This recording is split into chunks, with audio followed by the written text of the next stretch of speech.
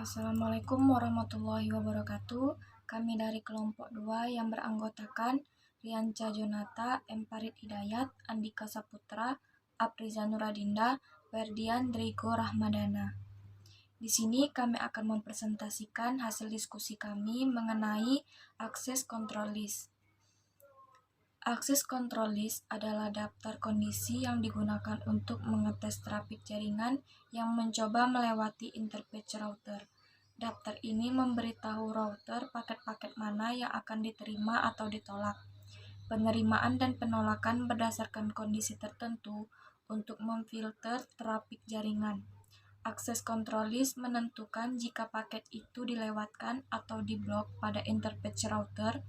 Router akses control list membuat keputusan berdasarkan alamat asal, alamat tujuan, protokol, dan nomor port. Akses control list harus didefinisikan berdasarkan protokol, arah, atau port untuk mengontrol aliran trafik pada interface.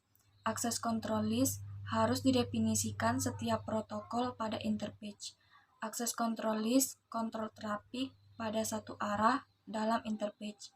Dua akses control list terpisah harus dibuat untuk mengontrol trafik inbound dan outbound. Setiap interface boleh memiliki banyak protokol dan arah yang sudah didefinisikan. Jika router mempunyai dua interface diberi IP, level tag, dan IPX, maka dibutuhkan 12 akses control list. Minimal harus ada satu akses control list setiap interface. Di sini saya Rianca Jonata akan menjelaskan fungsi dari ACL. Yang pertama, membatasi trafik jaringan dan meningkatkan untuk kerja jaringan. Misalnya ACL memblok trafik video sehingga dapat menurunkan beban jaringan dan meningkatkan untuk kerja jaringan. Yang kedua, mengatur aliran trafik. ACL mampu memblok update routing jika update tidak dibutuhkan karena kondisi jaringan. Maka bandwidth dapat dihemat. Mampu memberikan dasar keamanan untuk akses ke jaringan, misalnya host A tidak diizinkan akses ke jaringan HRD dan host B diizinkan.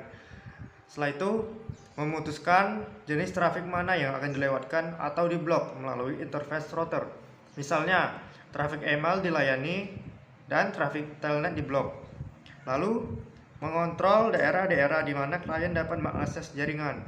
Lalu, memilih host-host yang diizinkan atau diblok akses ke segmen jaringan.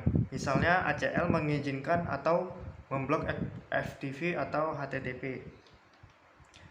Kemudian kelebihannya mudah penggunaannya. Setelah itu dirancang khusus untuk menganalisa data dan menghasilkan laporan audit untuk user non-teknis. Yang ketiga, mampu menangani ukuran file yang tidak beres. Yang keempat, mampu membaca berbagai tipe data. Yang kelima, mampu mengekspor hasil ke berbagai tipe data. Lalu menampilkan laporan berkualitas tinggi.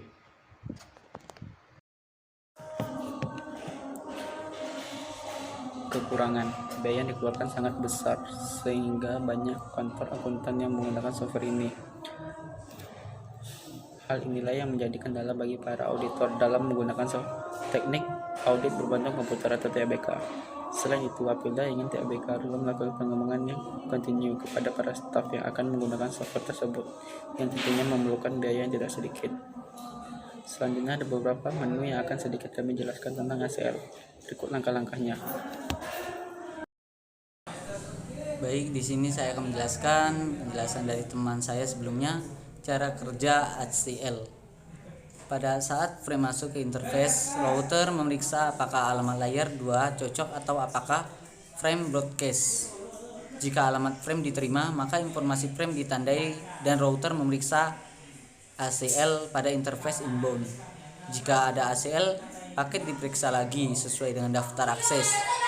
Jika paket cocok dengan pernyataan, paket akan diterima atau ditolak. Jika paket diterima di interface, ia akan diperiksa sesuai dengan tabel routing untuk menentukan interface tujuan dan di-switch ke interface itu. Selanjutnya, router memeriksa apakah interface tujuan mempunyai ACL. Jika ya, paket diperiksa sesuai dengan daftar akses.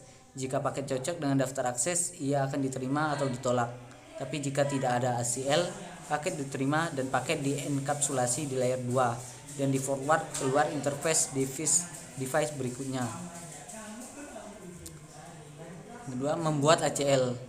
Ada 2 tahap untuk membuat ACL.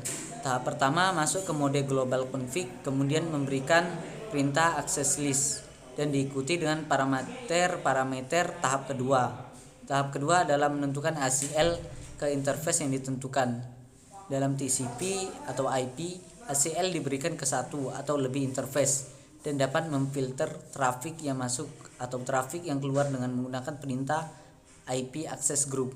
Pada mode configuration interface, perintah access group dikeluarkan harus jelas dalam interface masuk atau keluar. Dan untuk membatalkan perintah cukup diberikan perintah no access list /number. Baik, itulah yang dapat saya sampaikan.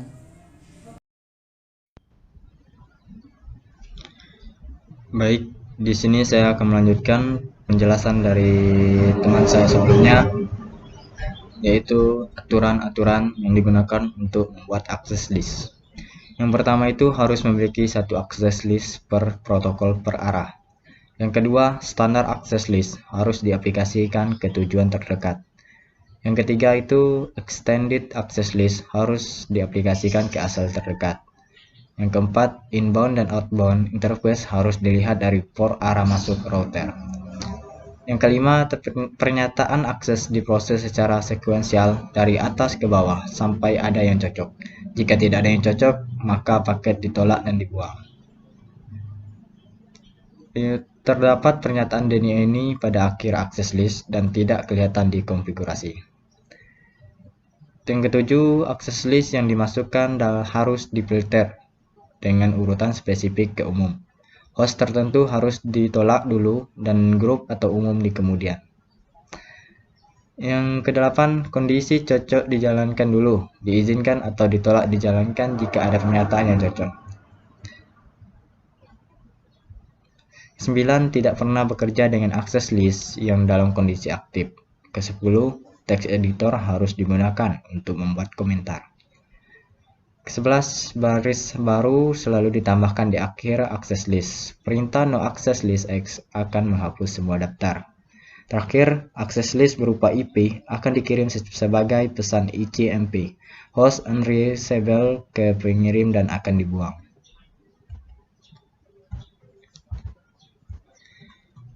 Yang terakhir yaitu kesimpulan. ACL adalah daftar urutan pernyataan penerimaan atau penolakan yang dijalankan untuk pengalamatan atau protokol ke layar atas. Penempatan dan urutan pernyataan ACL adalah hal yang sangat penting untuk unjuk kerja jaringan. Standar ACL digunakan untuk memeriksa alamat asal dari paket yang akan dirutekan. Sedangkan extended ACL digunakan lebih spesifik daripada standar ACL yang menyediakan lebih banyak parameter dan argumen. Itulah penjelasan dari kelompok kami. Apabila ada kekurangan penyampaian yang kurang tepat, mohon dimaafkan. Saya akhiri, wabillahi taufiq wal hidayah. Wassalamualaikum warahmatullahi wabarakatuh.